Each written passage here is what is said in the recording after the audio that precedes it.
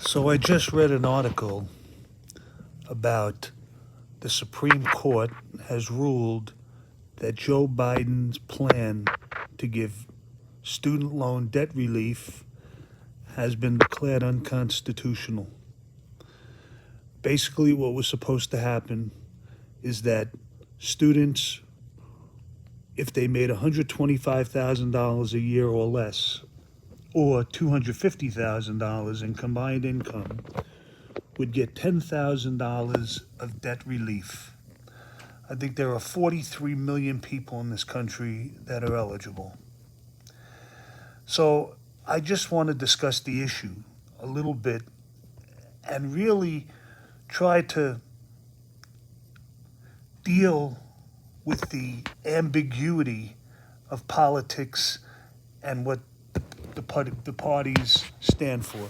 As you can see, I'm bleeding. I cut myself shaving, and so and as an added bonus, you can see the blood dripping down my face. It's just a little nick, probably in a bad spot. I'm not on Coumadin anymore, so it's gonna bleed. So anyhow, here's the thing: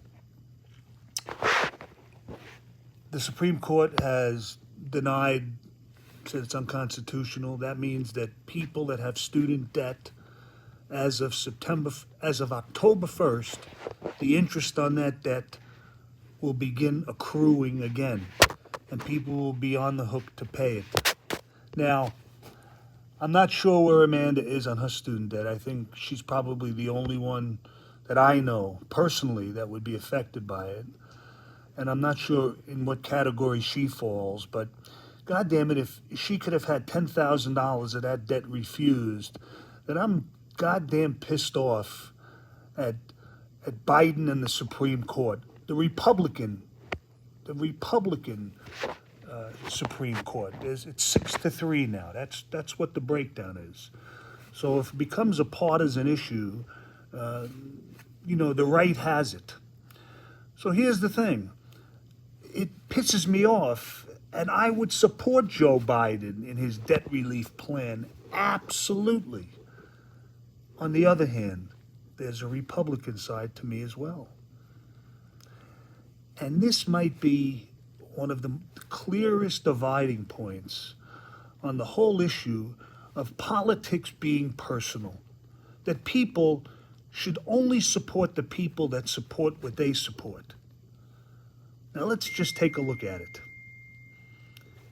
I'm for student debt relief.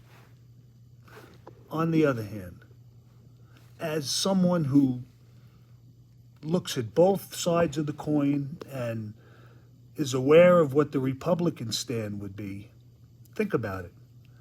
The concept is students that go to college in this country shouldn't be penalized and have to graduate in debt. Therefore, I'm sure the Democrats are for free college tuition for everybody.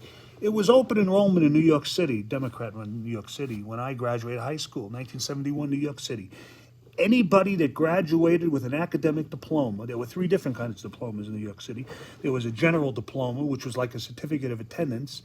There was a commercial diploma that had an emphasis on office skills. And then there was the academic diploma. The difference between the academic diploma and the commercial diploma is the academic diploma required the accumulation of more Regents credits. So end of year Regents exams in just about every major subject area. So if you were on a commercial diploma, you didn't have to have as much Regents credits, but it would be a commercial diploma that colleges accepted. So here's the thing. You have kids having to take out loans to go to college. The Democrats hate that. And the president wanted to relieve the debt. Not relieve all the debt. They couldn't afford that. But relieve at least $10,000 of debt. And that would be about $2,500 a year. And I would think that in most, I don't know what credits are going for now, but what does it cost for college credits for a semester now? $2,000?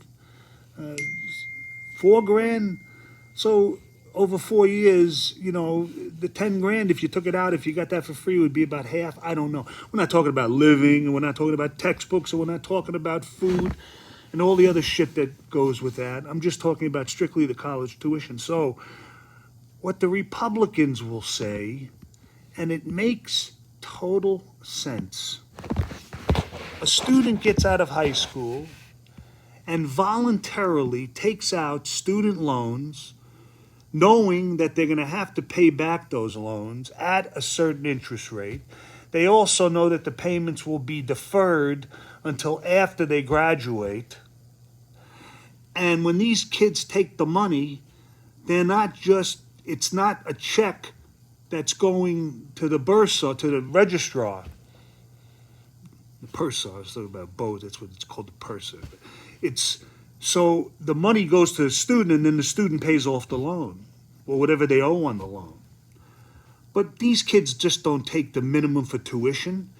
If that was the case, people wouldn't be drowning in student loans.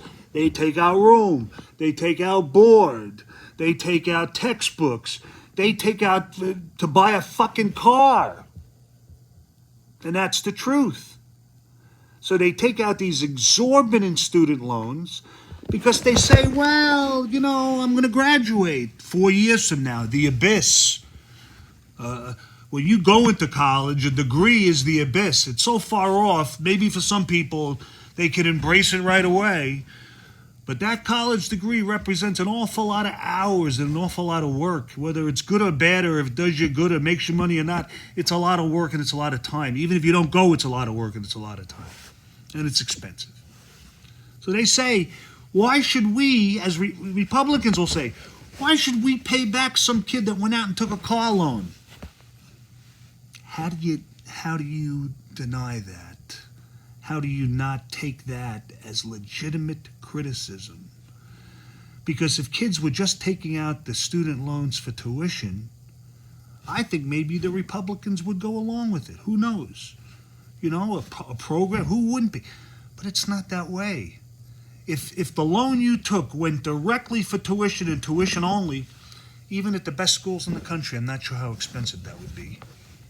But when you start adding on room and board, and you start adding on books, and you start adding on living expenses and all this other shit, because how can you possibly predict what it's going to cost you for a year in school? Yeah, there are some fixed costs. You have your tuition. You have your room. Some colleges, first year, they make you live on campus. And they make you take a meal plan. They make you just think about meals for a year. Think how expensive that is. What is it, $10,000, $12,000, $15,000 for a meal plan? Would that be so outrageous? I don't know. And then think of a hotel room, or you rent an apartment for a year, $1,000 a person, $1,000 a month.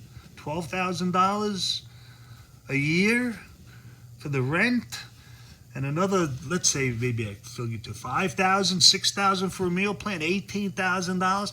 So they take out $100,000 in student loans, and the tuition is maybe 20% of that. Republicans say we don't want to pay that back, and it's impossible to differentiate what it is. And I agree with that 100%. However, my daughter is probably one of those people that overborrowed. And shit, if the government is giving away so much money to everybody, fucking everybody, everybody's on the public dime, then why shouldn't she benefit from it? Why shouldn't she? Okay, I agree. She's what I don't stand for, my platform. But she's my daughter first, and that comes before politics. And to take care of the well-being of my daughter, that's how I'm going to vote. That's why I voted for Trump, and that's why I'll vote for him again if he stands for the same things. I like a country run by Trump. I like the chaos. I like the debate. But you can't argue with the bottom line. You can't argue with his bottom line. Who on this planet could have got a vaccine for the deadliest pandemic since the plague? Who could have got it done except him. I think if you're really honest, if any of them are honest and they ask the question, they know that nobody could have. Because bureaucrats wouldn't have jumped the steps that he did. That's how it got approved so fast. He relaxed the guidelines and tore up the political red tape. So, I think this is an interesting dialogue that I just had with myself, and I'm going to share it with everyone. If you don't like it, fuck it. I love you all. Goodbye.